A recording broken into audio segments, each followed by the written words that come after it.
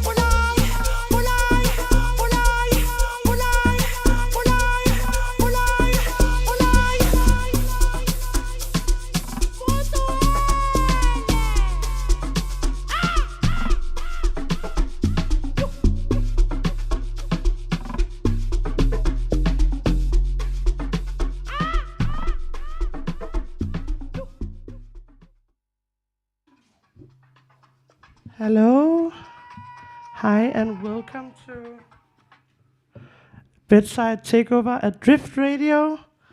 Today we have a program with family and friends of Bedside. But first we have Asta, who's gonna read out loud from a reportage you've done about one of our parties we hosted last year, our Nasty Beach party back in April last year. So this is like a first time go-to user experience. During the reading, we're gonna take some breaks and listen to a couple of tracks that I DJ'd at that party, so you kind of get a sense of the vibe, how it was to be there. So hi everyone, welcome. Woo! And now it's your turn, Asta. Is it okay for you? Yes.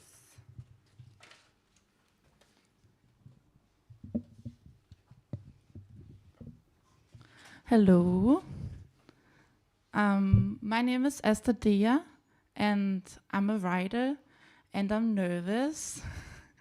But don't worry about it, because I'm also really smart and hot, so I'll be fine. Yeah. In fact, let me just give you a chance to get a look. All right. Yes.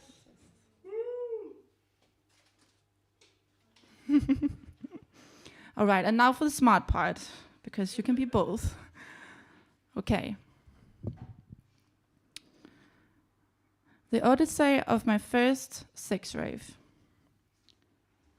The day after the bedside nasty beach party, my clutch is full of wrinkled up notes, written hastily on whatever surface I could find in the dimly lit smoking room in between dancing.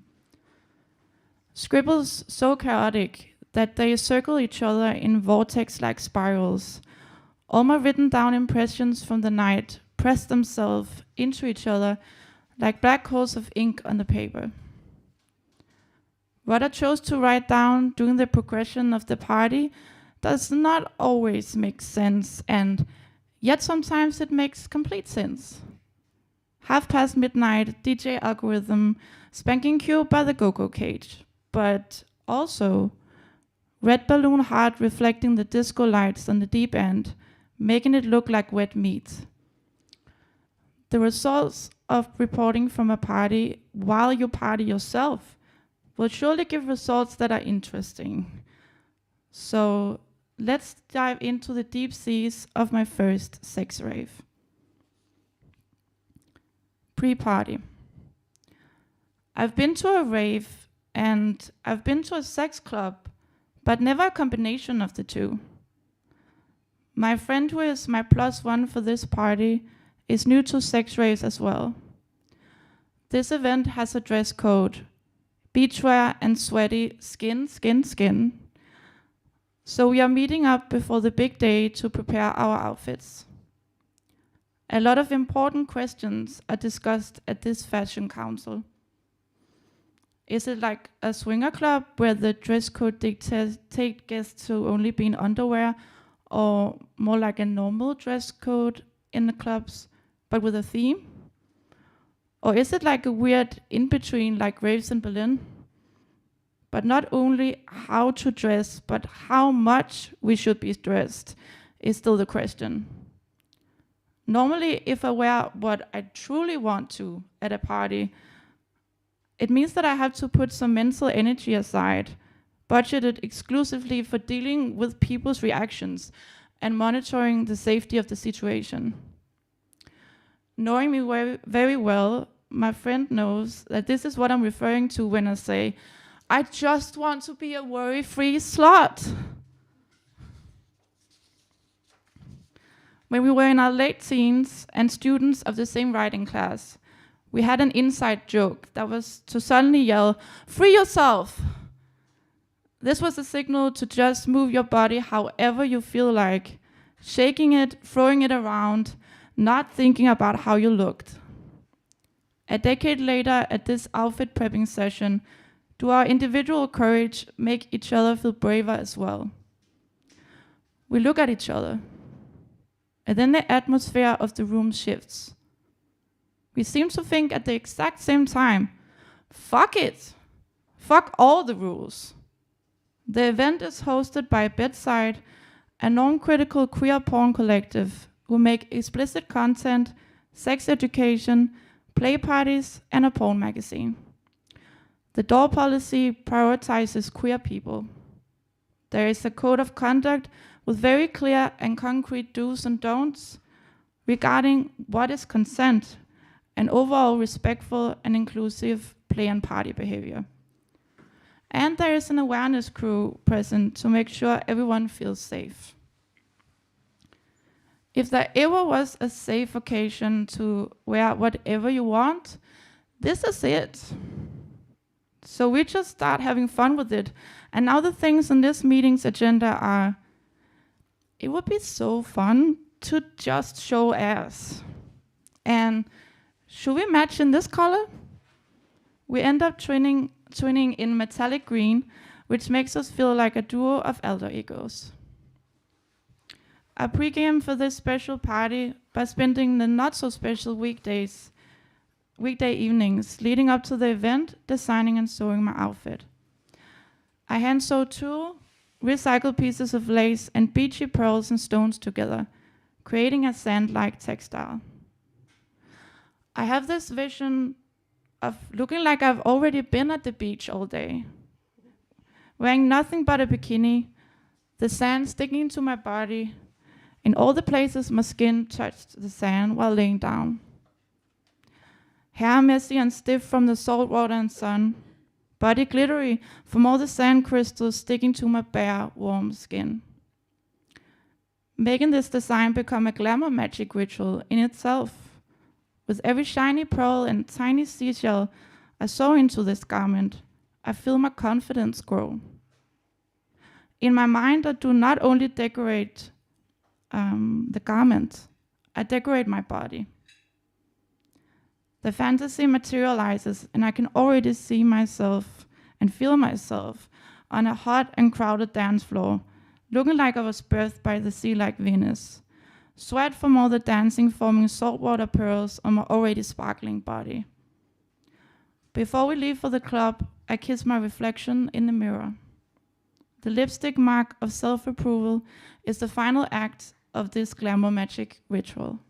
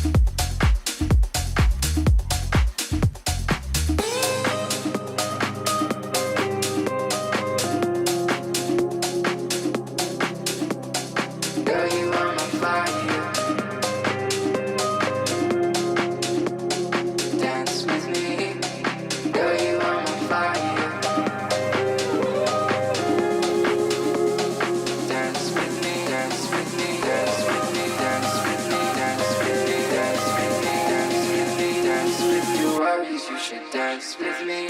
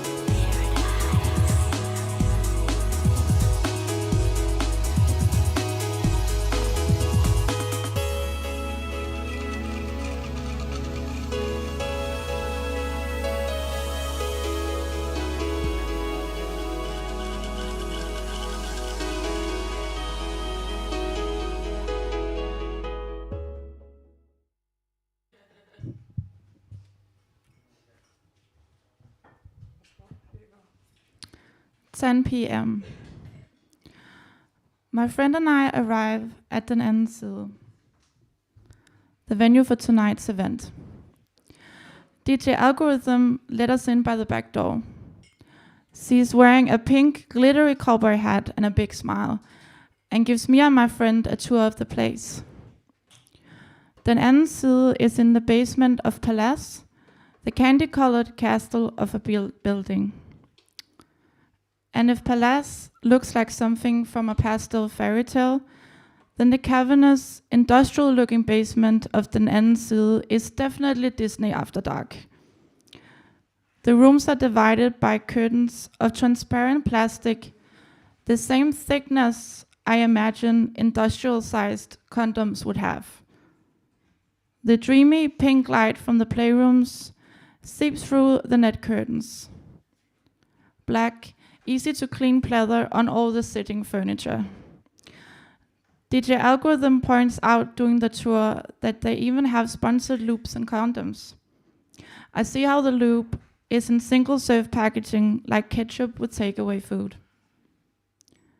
In contrast to the grid fencing and St. Andrew's cross, there are inflatable palm trees on either side of the DJ booth and colorful beach balls hanging as decoration. The rest of the crew comes over to say hello.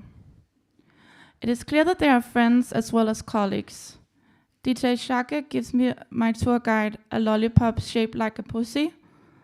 She admires her pink and pretty pussy lollipop in the cute way girls do when they get a sparkly treat, and then puts it in her mouth, sucking away without acknowledging the irony. I get 2 bedtime porno magazines to shove them in my purse. They will later be interesting reading material for the morning metro ride home from the club. I felt welcome as soon as the door opened, but when I arrived at den anden side, my imposter syndrome was turned all the way up. First of all, as I mentioned earlier, I am a sex-party virgin. I confess my lack of sins. Even though I've been assured beforehand that writing from a newcomer perspective is an advantage, there is still a party scene that I in my late teens and early 20s dreamed of being a part of. Instead, I wasted too much time with cishet men instead of spending time with queer feminists. Second of all, I got invited to a sex rave in a big club to write about the event because the host liked my writing. That is the coolest thing and very intimidating because it is the coolest thing. Bedside and den anden side have a no photo policy, but since I'm invited to write about the event, then I get exclusive permission to take photos of the club before the guests arrive. Britney Speed asks me if I can take a quick photo of her and starts posing in a cage. My old and shitty camera starts working against me. Because the club is so dark, the photo turns out blurry, which prolongs the photo shoot into an awkward amount of time to hold a pose. But she just keeps posing, confident as fuck, not even acknowledging my worry for making her feel awkward at all. When I finally get a photo that doesn't turn out blurry and show her, all she says is, hot. That gave me a feeling of permission. A permission to feel it. The it being myself. My friend photographs me. I get more and more brave with every photo she takes of me.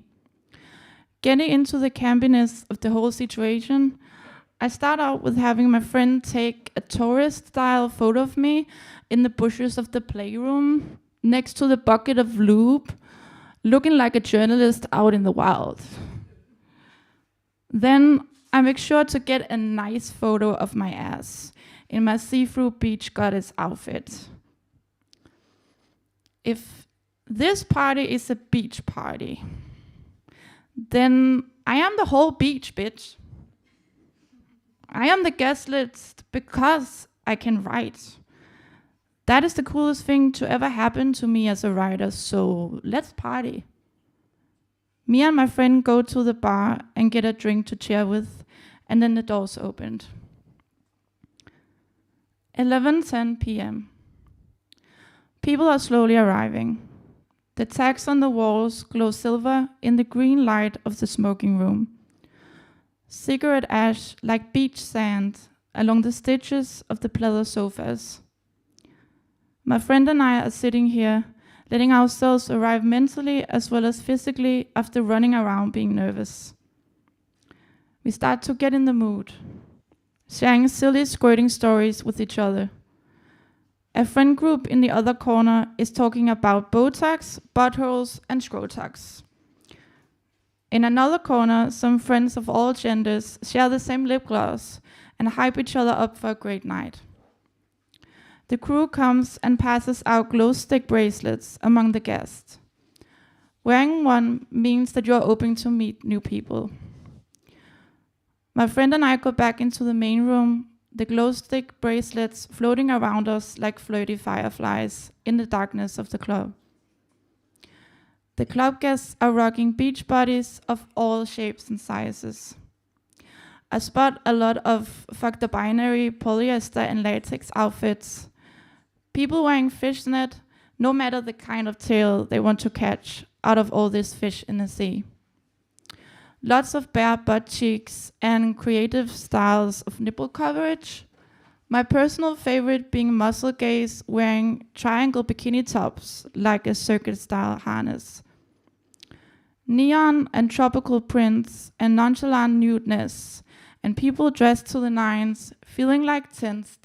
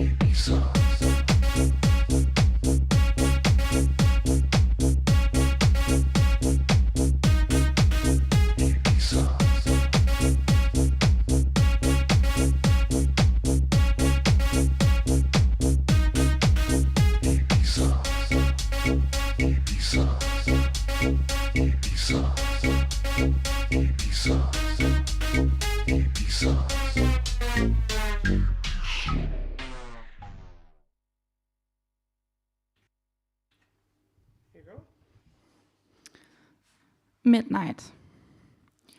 DJ algorithm, fire the starting water pistol and put the party ocean into motion.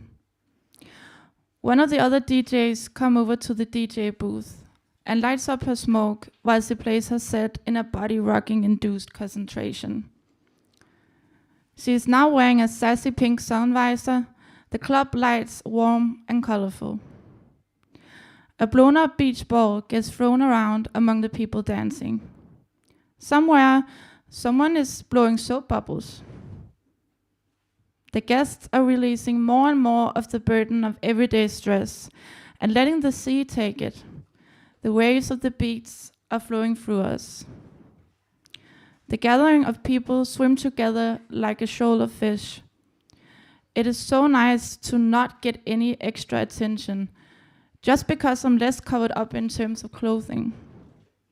It allows my body to just be a body. A sexy body, nonetheless, but still just a body, among other bodies, even on the dance floor. I see that my friend is holding herself back a little, her hands held at shoulder height. So I take her hand and she smiles when we put our hands completely up in the air and starts to jump. We play around, laugh, and shake our bodies free of thinking of how we look, just like when we were teens. My muscles feel flexible. I feel powerful. The everyday tension and writer's imposter syndrome getting danced and sweated out of my body. The other people dancing starts to sweat too, and the floor is heating up. A shy muscle gay is talking to another shy muscle gay about if another shy muscle gay is feeling it or not. A topless girl is dancing close to the booth. As she lets her silk kimono slip more and more down her shoulders, she is ecstatically letting her tits swing from side to the beat. I see that she's wearing nipple clamps. DJ Algorithm plays a well-known song, changing the speed of the beat, making it slower and slower. She then edges us all rhythmically with the beat, plays it faster and faster, slow, fast, slow, fast. Her set is all multi-orgasmic mix that dynamically waves regarding speed and dynamics. Melodic bass lines changing into sharp, mean, and monotone synths, like heavy breathing. Heavy, hard, hard, hard, and then softly melodic again, teasing with playful pop instrumentals. 1:25 a.m. King stuff happening in the corners of the dance floor. People spanking each other. Others restraining each other in cuffs and on crosses, just to leave each other hanging while keep on dancing themselves. It does not feel like an interruption for the guests that are more actively participating in the party aspects of the sex party than the sex aspect. Kink and dancing becomes a part of the same floor, even though the kink play still feels restrained as an intimate mental space for only the people actively involved. My friend and I go back to the smoking room. While she's resting her legs after all the dancing, I try pinning down a way to describe the sex and party fusion I just experienced. A guy comes up and lights up a smoke, using the ashtray on the same table I use as an impromptu writing desk, and asks me why I'm writing. I tell him I'm writing an article about the event, and he nods interested. I ask him if he's having a nice party. He tells me yes, and that he just got spanked on the dance floor, and right now he's just taking a break, holding a cold water bottle on his ass cheeks. I ask him about getting spanked at a party instead of a regular sex club. He answers so blunt and matter-of-factly, it takes me a bit off guard. I like being watched. He is silent for a moment. I'm not interested. I could not see myself if someone was watching, but the one spanking me told me there was, and I liked that. So I'm having a nice time, he tells me. And then I get a realization that makes me come a bit closer to an understanding of the sex and party coexistence on the floor I just experienced. At a sex rave, exhibitionism can thrive without its non-consensual Achilles heel it would otherwise have in other public spaces. And without it being unsafe too for the exhibitionists, also in terms of what to wear and getting the chance to have the thrill of being half naked in a public but safe space. What I understand as the most important aspect of public spanking for this lovely gentleman, getting something cold on his not so gently treated ass cheeks, was not that someone was actually watching purposefully, but the essential thing was the bigger than normal possibility of someone watching, the possibility being the thrilling thing.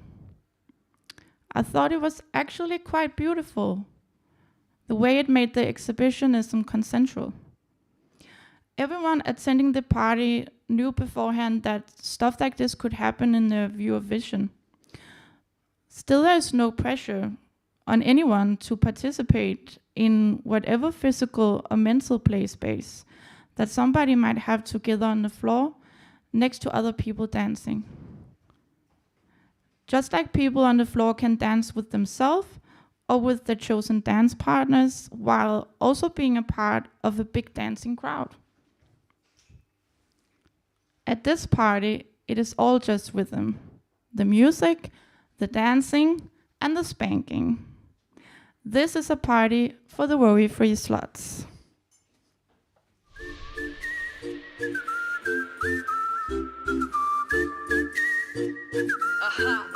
Okay. Bombastic, bombastic. Du så bombastic, bombastic. Solbriller på, drinken i min hånd. Ud i sandet, kom, kom, kom. Turn up, wrap it up. Lad mig se dig gå helt ned og tilbage op. Som en elevator. Helt ned og tilbage op. Som en elevator. Helt ned og tilbage op. Lad mig se dig wine, se dig grind på en lækker strand. Du er så hot, gør det godt. Vis mig hvad du kan. Jeg vil have mere. En drink bliver til flere. Volumen helt i top. For dagen den er vores. Bønderne op, kun for i dag. Turn up, det stikker i dag. Jeg har til gaden, du har til gården. Lever for i dag, ligeglad med morgen. Bombastic, bombastic. Solen skinner, det er helt fantastisk. Bombastic, bombastic. Bombastic, bombastic. Hold et drink, det er helt fantastisk. Det hører det højt, når du hører mig fly.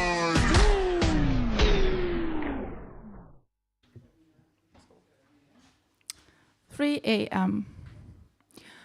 Around 3 a.m., my friend went home. I too was tired but determined to stay, so I took a break backstage before exploring further. Being backstage ended up being an exploration in its own way. There was a pink transgender symbol painted directly on the brick wall. Worn down carpet reminding me of former band rehearsals and stacked extra speakers. An empty kiddie pool filled with wet clothes from the wet t-shirt contest earlier on. I find an armchair that is not damp from the wet t-shirt contestants sitting down in them, and rest my neurodivergent brain with the unchanging lights of the room and the music being more distant. As I lay back a bit in the chair, I realized that there are purple plastic ponies hanging from the ceiling. When I look around the room, I see a whole array of curiosities. On the table, there is a random jar of vitamin pills and a glamorous bouquet of withered flowers, like something someone would give to a performer after a show. A witty "Please disturb" sign hangs on the wall, and a Barbie pink hookah shares a corner together with a rocking horse that is taped with duct tape over the mouth in a kinky fashion. The crew comes and goes, makes toast, and change from fetish heels to more dance-friendly flats. They give each other compliments instead of checking themselves out in the antique gold mirror that hangs over a table overflowing with Q-tips and cans of hairspray. The awareness team is checking in with each other as well as briefing each other on how it is going with making sure everyone in the crowd feels safe and good. I fall into conversation with the people from the crew taking a break. We take turns telling tales of wild stories of club nights. Like typical conversations you have with strangers at 3:30 a.m., it was the best stories you have ever heard, but you still only remember in random bits the next day. There was something about helping a girl remove an earplug with a tweezer disturbingly deep in her ear, and also something about having the power to fly on the pole one time and one time only, causing them to win a sudden but very urgent dance competition. I go into the staff kitchen where 2 of the crew members are cutting up fruit to serve to people out in the club area. I ask them what their reasons are to throw sex parties. Sex! One of them spits out and then giggles at themselves, realizing they answered faster than they intended to. The other crew member smiles back at them, and after thinking for a second, she comes up with a more elaborate answer. It's nice that a sex party can be a space for both sex and party. which tones down some of the seriousness of traditional BDSM parties. The other one nods in agreement. Like, someone out there is dressed up as a jellyfish, and that is silly, but also really great.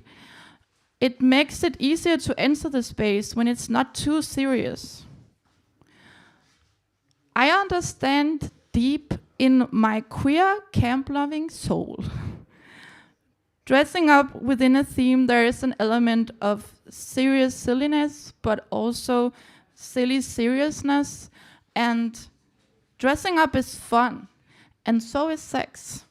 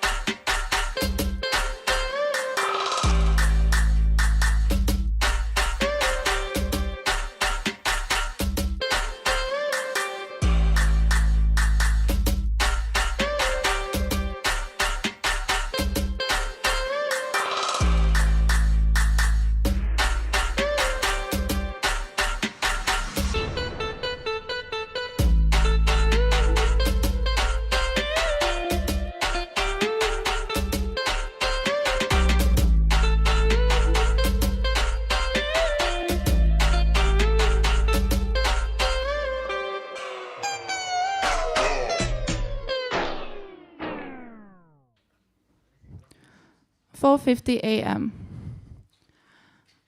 There is a graveyard on the tables of bottles looking like transparent matte gravestones. At this party, now is already buried and replaced by the now. The smoke from the smoke machines is floating like the spirits in the bottles. I am dancing on the main floor, the room dark like the deep sea. The misty darkness gets fragmented by ice blue flashes of light, making the room colorless. The DJ booth is like an altar. Lights from the DJ booth shine from below and up on the face of DJ Britney Speed, her being the only one lit up like an underworld priestess, leaving everyone else as shapes and shadows. DJ Britney Speed plays sharp, dry beats, and people are dancing in an introverted trance. Blue flashes, I look down at myself. All the pearls on my outfit lights up like drops of sweat. My glamour magic is working. I am now a creature of the sea, dripping in saltwater crystals, birth of the oceanic body fluids like Venus, birth of the now into the next now. 5 a.m. I do not know why, but I swear it smelled really good in the club at this hour. It's like perfume without it being perfume, a pheromone musk-like scent. The incense of rave plus sex, a result of a mixture of enthusiastically sweating bodies. The dry potpourri smell of the smoke machine going non-stop for hours. The earthy and sour smell of cigarettes and the umami of hot bodies.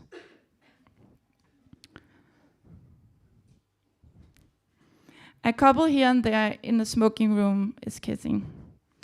Couples and small groups of people are having sex with clothes on in the red light of the booths behind the dance floor. Hands discreetly sneaking under the swimwear and miniskirts until it's not that discreet anymore.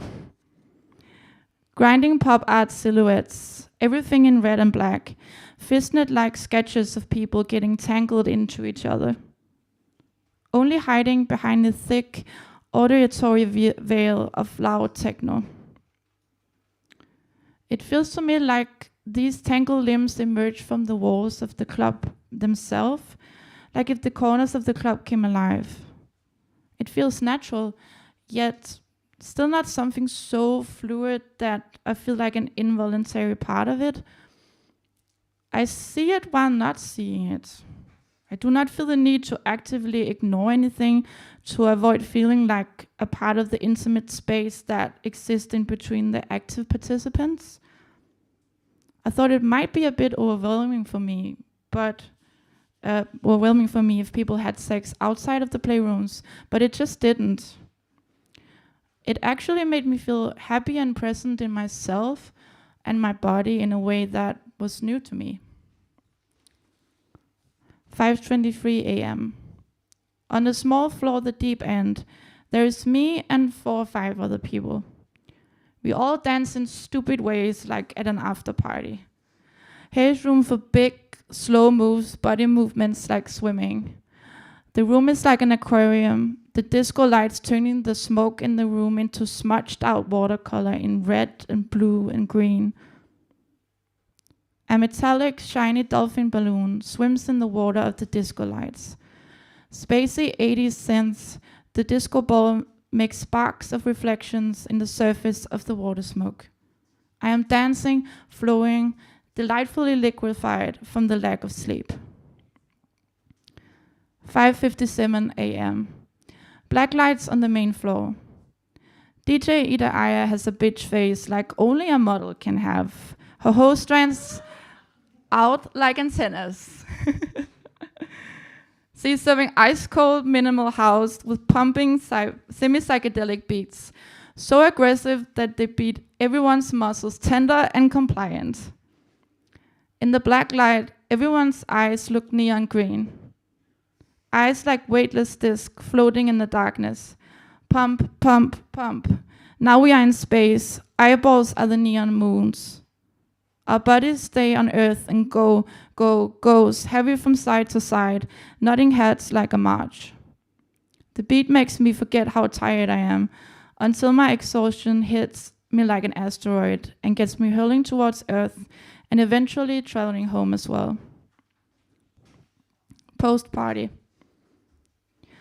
I swim to the surface of the underworld and come out in the pale morning sunshine. To stay awake in the metro, I read the porn magazines I got at the beginning of this adventure. I eat breakfast, which makes me feel very weird, and then I go straight to bed. Waking up after a few hours of reverse coma-like sleep, sleeping mentally, never fully asleep physically, I go out to pee. And there, on the mirror, is my lipstick kiss from last night. Exhausted to the point of complete silliness, I sit on the toilet and chuckle. Last night, the floor was packed, but there was still room enough for everyone. Maybe it's because an event like a sex rave just cannot happen or be an event that gets repeated without a higher level of understanding of consent among the guests. But that cannot be the only thing making it special. Maybe it has something to do with the enigmatic effect of sex combined with a party. The mystery being that the same aspects make them both similar and opposite to each other at the same time. The intimate involvement of yourself as a person with another person, with king play and sex, and the dynamics of how at the same time you get involved and dissolved as a person into a dancing crowd. No matter the reason, the results were that I feel more present, safe and comfortable in my own skin on that dance floor that I've felt in a long time.